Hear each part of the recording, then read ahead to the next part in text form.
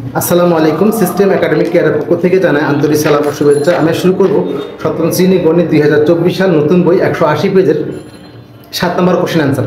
ফাতিন তার বড় বোন লামিয়ার সাথে পিৎজা কিনতে গেল। দোকানে ঝুলিয়ে রাখা দুটি মূল্য তালিকায় প্যাকেজ আছে দুটি, সেখান থেকে সে প্যাকেজের উচ্চতা সমান। যদি উচ্চতা সমান হয় সমস্যা কি জানেন? উচ্চতা সমান কেন বলছেন? আমাকে আয়তন বের করতে পারতাম, পাই আর স্কোয়ার এইচ আর পাই আর স্কোয়ার। এটা দেখে আপনি ক্ষেত্রফল বা আয়তন দিয়ে আপনি লাভ লস বুঝতে পারবেন। যেহেতু এইচ ফিক্সড করে দিয়েছে তাহলে এই সূত্রটা হবে না, এটা দিয়ে বের করতে হবে। দুজনের ক্ষেত্রফল বের করলে অঙ্ক শেষ। তাহলে আমরা প্রথম প্যাকেজে কি সমস্যা? 35 সেন্টিমিটার ব্যাস, তাহলে এই ব্যাসার্ধ বের করে নিব আর তারপর ক্ষেত্রফল বের করবো। তাহলে দেওয়া আছে প্রথম প্যাকেজের হলো 35 সেন্টিমিটার ব্যাস আর দাম হলো 300 টাকা। তাহলে পিৎজার ব্যাস হলো 35, তাহলে ব্যাসার্ধ কত হবে? আর ইকুয়াল টু ভাগ 2 হয়ে যাবে। তাহলে 35কে এটা দিয়ে ভাগ করলে হয়, 2 দিয়ে ভাগ করলে 17.5। তাহলে ক্ষেত্রফল কত হলো? পাই আর স্কোয়ার।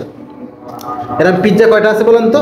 এই যে এক জোড়া পিৎজা কিনবে, তাহলে একটার জন্য এটা, দুটোর জন্য 2 ইন্টু পাই আর স্কোয়ার, 2 ইন্টু দিয়ে 2 বসে গেল। পায়ের মানটা 3.1416 আর এর মানটা 17.5 স্কোয়ার।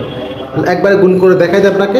তাহলে 2 ইন্টু 3.1416 ইন্টু হলো 17.5।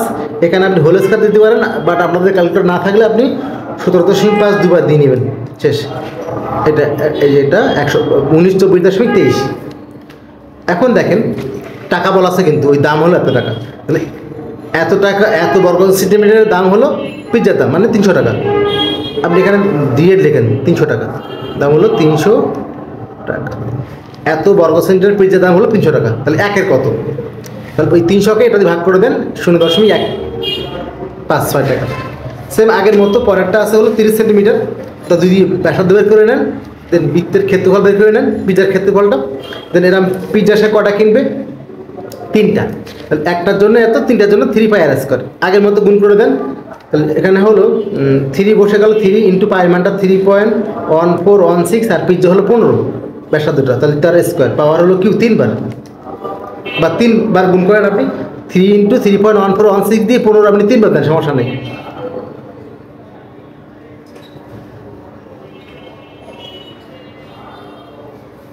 গুণটা আমরা আবার একটু করি। পাই আর স্কোয়ার, এখানে মানটা হলো এখানে 350 টাকা আর ব্যাসার্ধ হলো 30। তাহলে 3 ইন্টু 3 ইন্টু 1.1416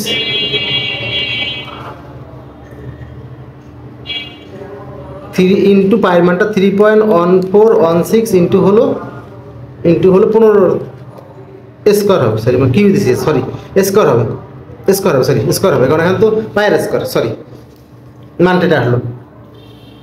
এখন দেখেন এত বর্গ সেন্টিমিটার পিৎজা দাম কত বলা আছে? 350 টাকা। একের জন্য কত?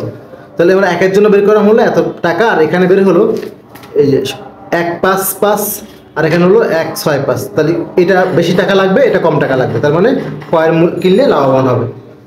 ওকে, 8 নম্বর কোশ্চেন।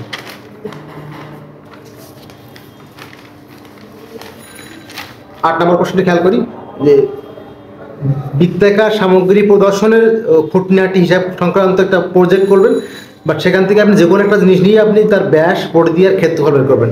তো সাপোজ আমি একটা ঘড়ি মনে করেন, সাপোজ আপনি একটা হাতে একটা ঘড়ি, আপনার হাতের ঘড়িটা রাউন্ড শেপ, ওই ঘড়িটা নেন আপনি, নিয়ে ওটা ব্যাস বের করেন, ব্যাসার্ধ আর পরিধি বের করেন। সাপোজ ঘড়ির ব্যাসটা, এই যে ঘড়ি একটা মনে করেন, ঘড়ির উপরের অংশটা ব্যাস হলো 24, তাহলে ব্যাসার্ধ কত হবে? 24 ভাগ 2, তাহলে 12। তাহলে পরিধি কত হবে? 2 পাই আর 2 পায়ের মানটা 3.1416 আর এর মানটা হলো 12, গুণ করেন এটা হবে। ঠিক ঘড়ির ক্ষেত্রফল পাই আর স্কোয়ার, তাহলে পাই মানে 3.1416 আর এর মানটা হলো 12, তাহলে স্কোয়ার মান এটা।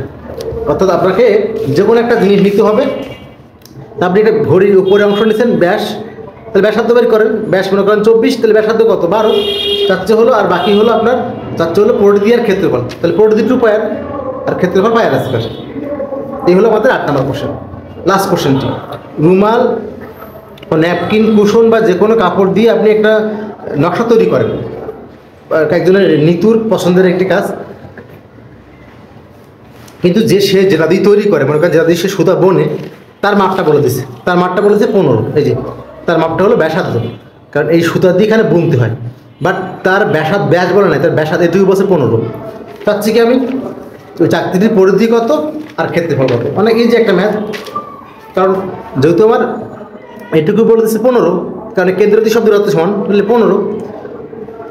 একটু বলে 2 পাই কেমন আসে জানেন? এই যে 360 কেন আসে, 2 পাই কেন আসে, পরিধি সূত্র 2 পাই।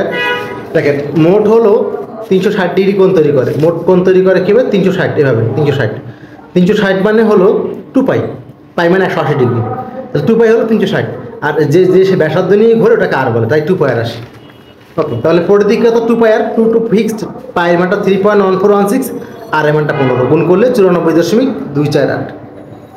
আপনি এটা লিখতে পারেন একটু আয়তন, এটা পরিধি তো লিখতে পারেন ঘন সেন্টিমিটার। ওকে, পরে আসেন দেখেন বলছে কি যে আর ক্ষেত্রফল, পরিধি আর ক্ষেত্রফল। তো ক্ষেত্রফল সূত্র কি? পাই আর স্কোয়ার, পায়ের মানটা 3.1416 আর এর মানটা 15, তার স্কোয়ার।